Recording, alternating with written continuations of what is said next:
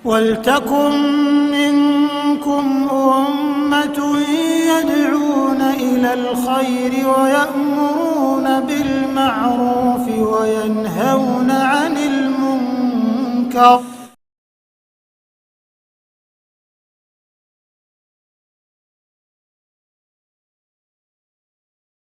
Maka program tahfidz nyaris di berbagai daerah, mungkin di seluruh Indonesia mungkin tinggal berapa atau bahkan tidak ada. Bahkan tidak ada, karena memang katanya mereka kalimat-kalimat yang tidak pantas diucapkan oleh mereka. Contohnya misalnya gini, gak usah ngapalin Quran, gak enak jaminan mau ngapalin Quran lebih besar. Tidak ada jaminan orang yang menghafalkan Quran itu masuk surga, tidak ada jaminan. Ada ucapan-ucapan lagi katanya, kalau menghafalkan Quran itu hati-hati, ndak koyo murtad kabeh kae. Murtad kae sebab menghafalkan Quran kae. Itu kan kalimat bahaya, itu nawaqidul Islam namanya. Istihza' biddin namanya, atau dia menganggap sesuatu yang lebih utama, lebih mulia daripada hadis Nabi Muhammad sallallahu alaihi wasallam. وَأُولَئِكَ هُمُ الْمُفْلِحُونَ. Bismillahirrahmanirrahim. Assalamualaikum warahmatullahi wabarakatuh. Alhamdulillahirabbil alamin. Alhamdulillahi wa kafa wa sallallahu wasallam ala rasulillahil mustafa. Asyhadu an la ilaha illallah wahdahu la syarikalah wa asyhadu anna Muhammadan abduhu wa rasuluhu sallallahu alaihi wasallam wa ala alihi wa ashabihi wa man tabi'ahum bi ihsanin ila yaumiddin wa ba'd. Ma'asyiral muslimin hafizakumullah taala, alhamdulillahirabbil alamin. Kita tetap semangat atas kenikmatan Allah yang diberikan kepada kita semua, nikmat hidayatul Islam, nikmat hidayatul iman, nikmat sehat wal afiat, aman fi amanillah wa fi barakatillah, nikmat semangat ya'muruna bil ma'ruf wa yanhauna 'anil munkar wa ulaika humul muflihun. Tetap semangat dalam beramar ma'ruf nahi munkar. Pada kesempatan hari ini saya seperti biasa di pondok atau di ma'had yang kita beri nama Ma'had Himmah Aliyah. Insyaallah untuk tahun ini sudah kita membuka untuk tahun ajaran 2023-2024. Saya sedang di ma'had tersebut dan alhamdulillah ada yang bekerja berapa ini? Yang bekerja 6 orang. Pondok ini insyaallah akan menjadi pondok tahfidz, program tahfidz dan ulumus syariah.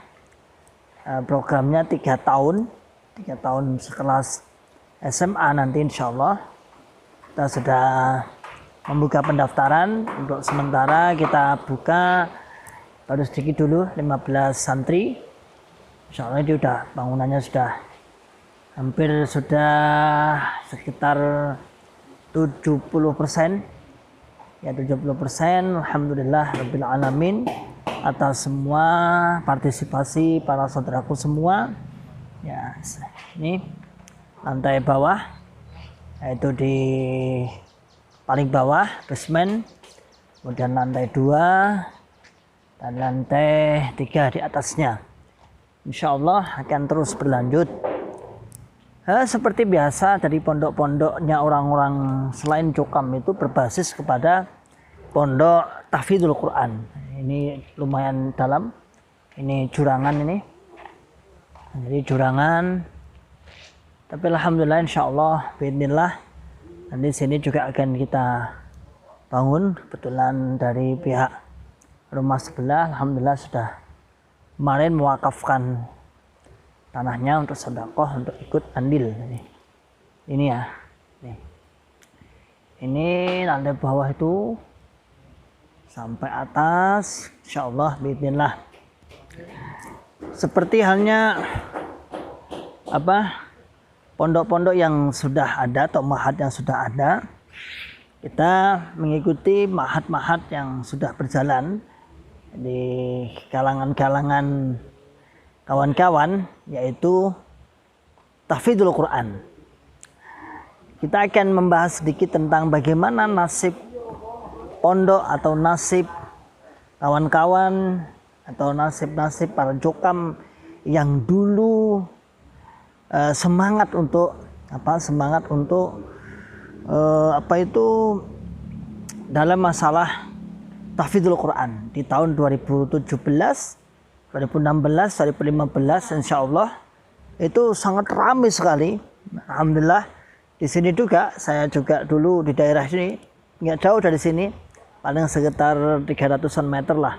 Dari sini ada pondok daerah juga dulu juga kita kadang-kadang menjadi pondok tahfidzul Quran.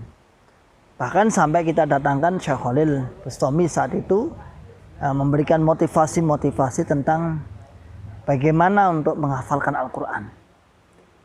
Alhamdulillah waktu itu sampai sekarang udah bagus ya bangunannya. Namun setelah kita di maklumat, setelah kita keluar dan ada guru selain saya, ada empat ustadz. Ustadznya ada 4, kemudian ustadzahnya ada 1 yang termaklumat. Cuman yang termaklumat resmi keluar 2. Akhirnya tahfidz tersebut kemudian kayaknya sudah berubah. Dan cara metode belajarnya sudah berubah.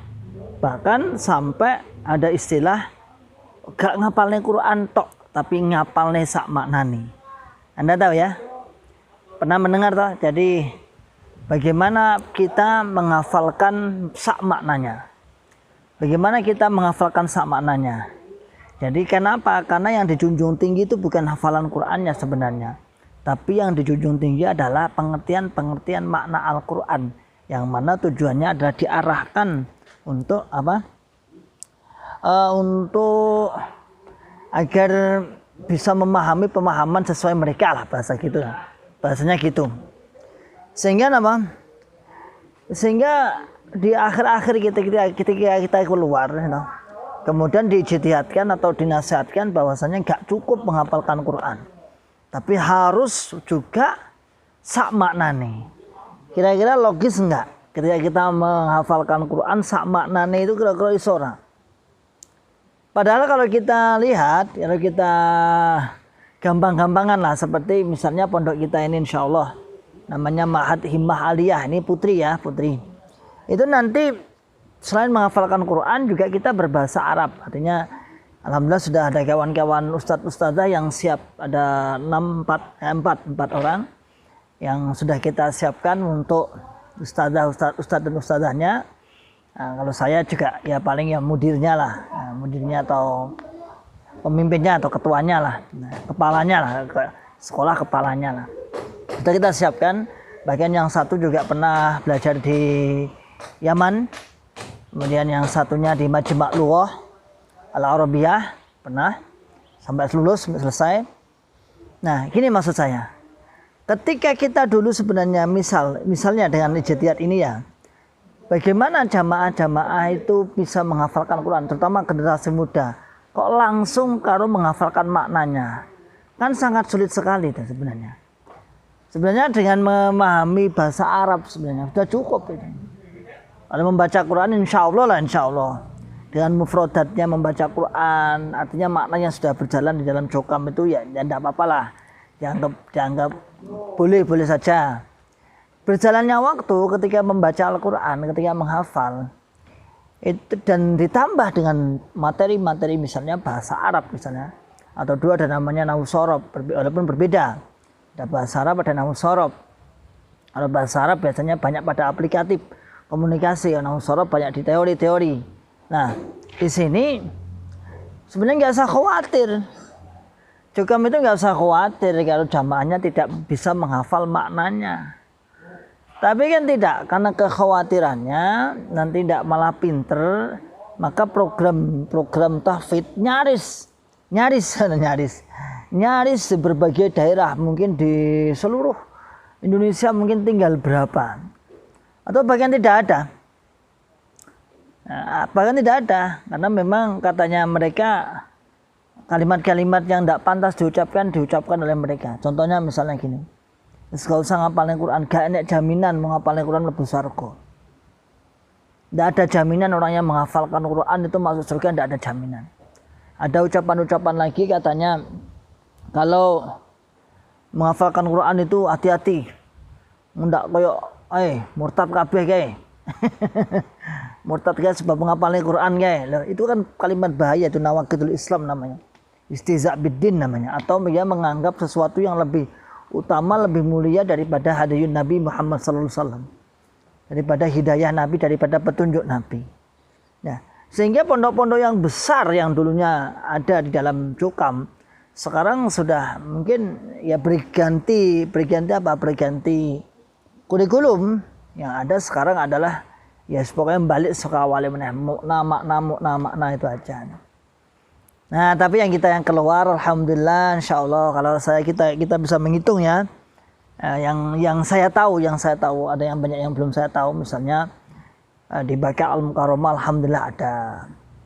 Kemudian program-program tahfidz 300 hari itu ada berapa tempat yang dipimpin oleh Ustaz Abdul Aziz Ridwan itu ada.